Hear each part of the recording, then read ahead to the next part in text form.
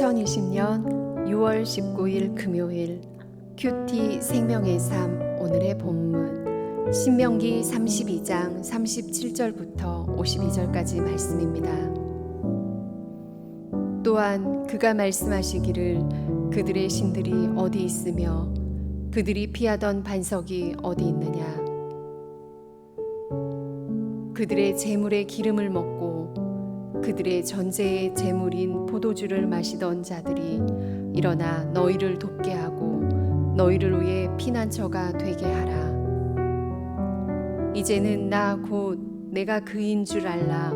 나 외에는 신이 없도다. 나는 죽이기도 하며 살리기도 하며 상하게도 하며 낫게도 하나니 내 손에서 능히 빼앗을 자가 없도다.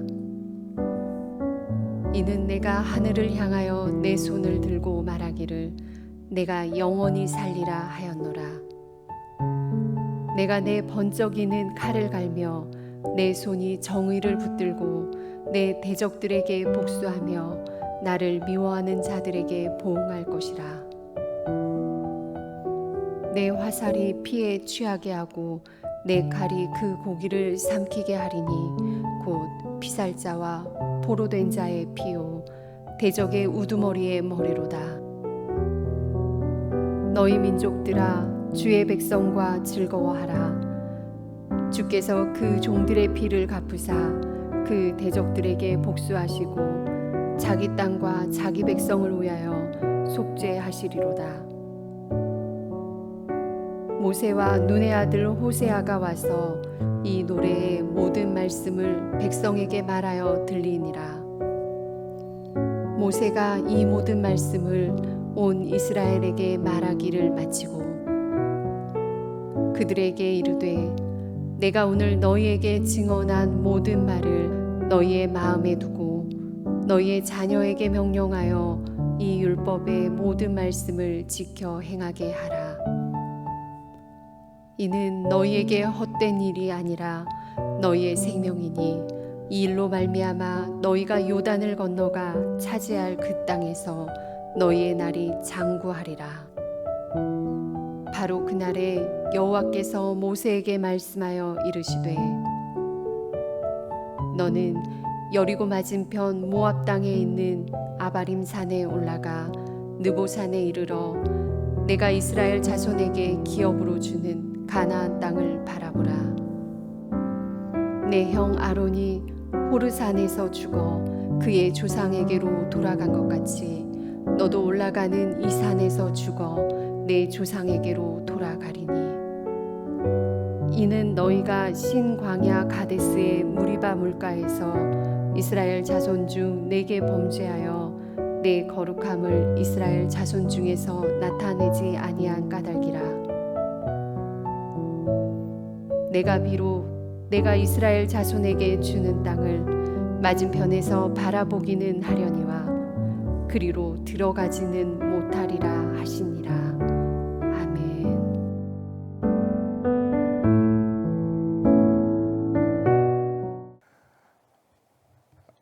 철강 왕으로 불리는 앤드류 카네기는 US 스틸의 전신인 자신의 철강 회사가 세계 최고의 수익성을 자랑하는 기업으로 변모하면서 세계 최고의 부자가 되었습니다. 겨우 33이라는 나이에 이른 성공을 거둔 카네기는 나에게 보내는 글이라는 비망록에서 자신의 마음의 상태를 냉정하게 분석했습니다. 인간에게는 우상이 필요하다. 우상 숭배 중에서도 최악의 형태는 부를 축적하는 것이다. 돈을 숭배하는 것보다 더 비열한 우상 숭배는 없다. 나는 무슨 일을 하든 지나치게 밀어붙이는 타입이고 따라서 나는 가장 고상한 성격의 삶을 신중하게 선택해야 한다. 비즈니스 걱정에 푹 빠진 채 가장 짧은 시간 내에 돈을 더 많이 버는 데에만 생각의 대부분을 몰두하는 삶을 더 오래 계속한다면 틀림없이 내 인생은 저급하게 되어서 영구적으로 회복할 희망은 버려야 할 터이다. 나는 35살에 은퇴할 계획이다. 하지만 그 다음 2년 동안은 매일 오후에 공부를 하고 체계적으로 독서를 하며 보내고 싶다. 어찌나 정확하게 자신을 파악해서 쓴 글인지 카네기 정기 작가 중 한 명인 조셉 프레지어는 그 누구도 쓰지 못한 글을 카네기가 젊은 나이에 썼다고 놀라움을 표현했습니다. 그러나 카네기는 자신의 마음을 그렇게 정확하게 꿰뚫어 보았음에도 2년 후에 비즈니스를 그만두지 못했고 그가 두려워했던 대로 격을 떨어뜨리는 많은 요인들이 그의 삶에 영향을 끼치기 시작했습니다. 앤드류 카네기는 자신의 마음속에 돈이 우상으로 자리 잡고 있음을 알았지만 그것을 뿌리채 뽑아낼 방법을 몰랐던 것입니다. 여러분, 성숙한 신앙인들이 실패와 고난을 만났을 때 세상 사람들과 다른 점이 무엇일까요?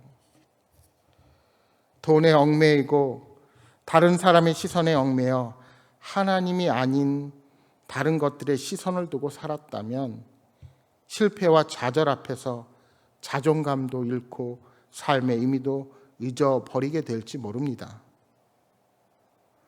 그러나 성공과 부가 아닌 예수 그리스도의 사랑과 은혜 안에 거하는 신앙인이라 한다면 지금 상황 가운데서도 나를 통해 일하실 하나님을 바라보는 믿음을 가지게 될 것입니다. 앤드류 카네기가 젊은 나이에 자신의 마음속에서 돈이 우상으로 자리 잡고 있다는 사실을 알면서도 그것을 뿌리채 뽑아낼 수 없었다는 사실 앞에서 우리가 무엇을 깨닫게 됩니까? 세상의 각종 우상이 아닌 하나님을 섬기며 살아가는 것이 얼마나 복된 것인지를 새삼 알게 되는 것입니다.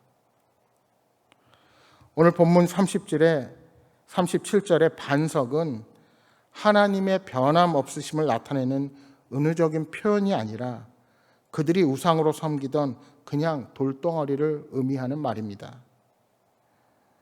하나님은 우상에게 제사를 지내는 자들을 벌하시겠다고 선언하신 후에 너희가 지금까지 제물을 바쳤던 그 반석들에게 지켜달라 해보라고 비웃으시는 것입니다. 우상들에게 너희를 위해 피난처가 되게 하라는 겁니다. 여러분, 우상은 아무것도 구원할 수 없지만 하나님은 하실 수 있습니다. 하나님은 모세를 출애굽기의 지도자로 부르실 때 자신의 이름을 스스로 있는 자라고 가르쳐 주셨습니다. 이처럼 본문 39절에 나 외에는 신이 없도다라는 선언 역시 유일한 신은 하나님밖에 없음을 의미하는 말입니다.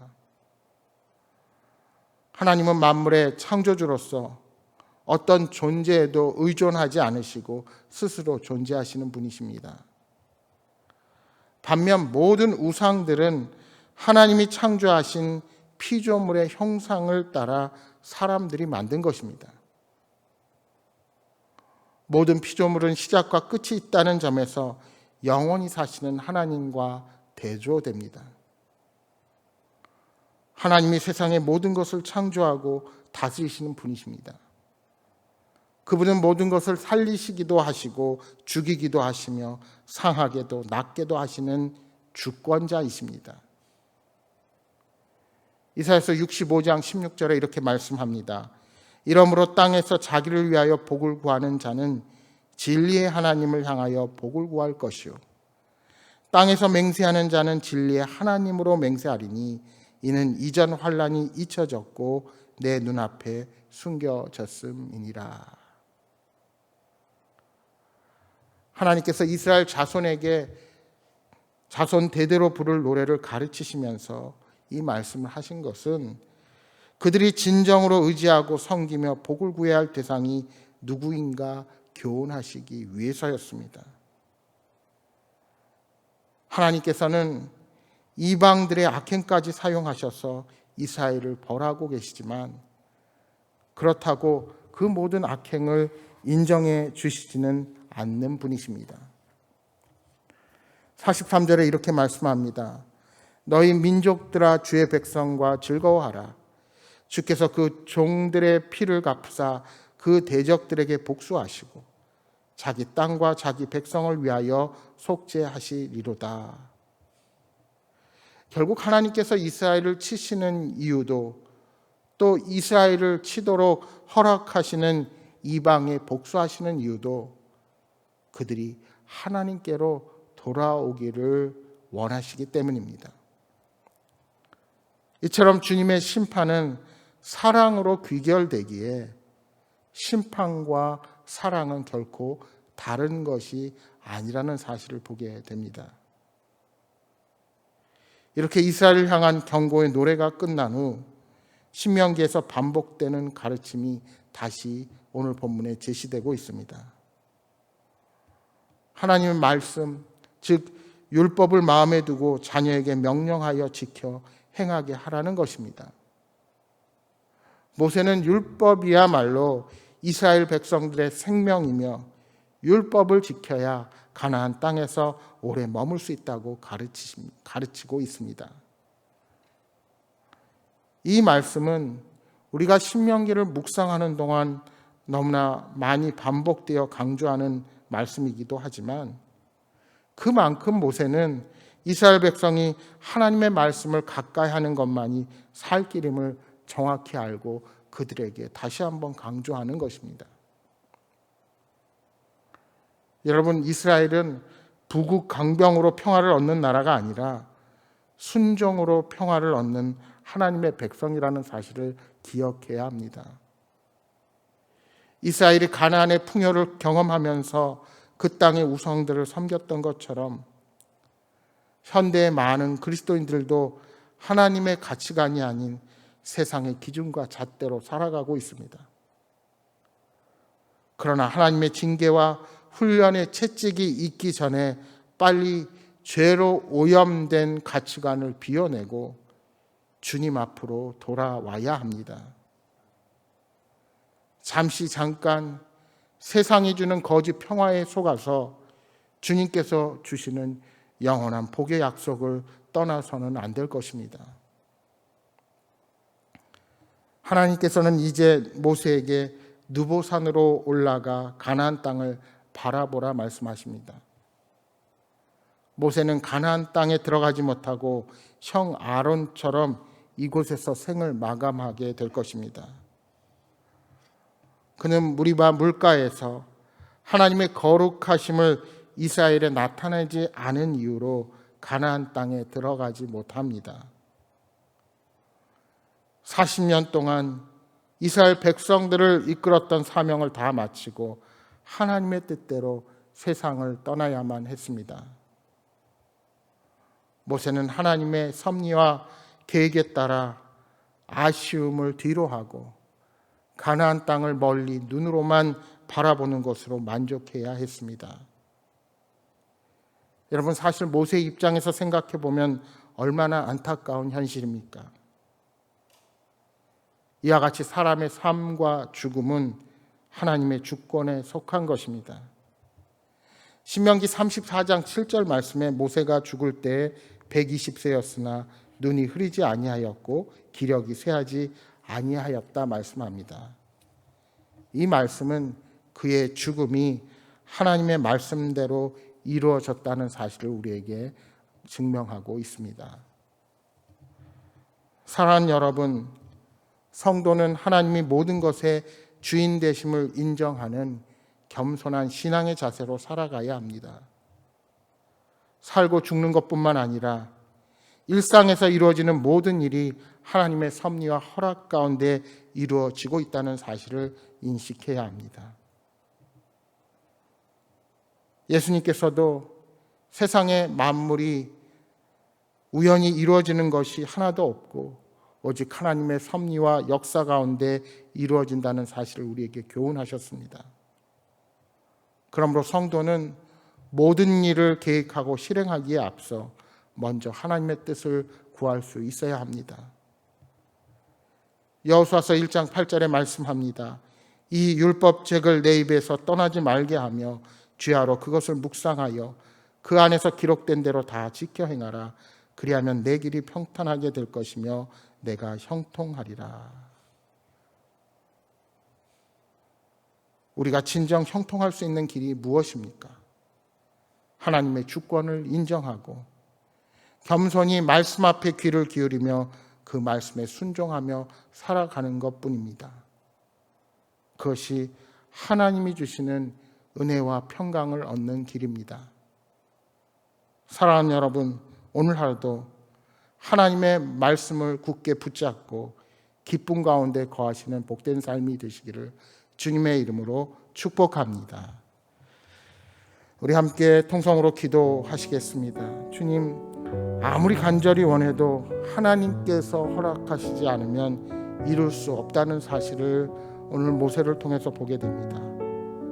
비록 모세가 가나안 땅에 입성하지 못하더라도 끝까지 순종하며 자신의 사명을 완수했던 것처럼 저희들도 끝까지 하나님의 말씀만을 붙잡고 그 말씀 앞에 순종하는 진정한 복된 삶을 살아가게 하여 주옵소서.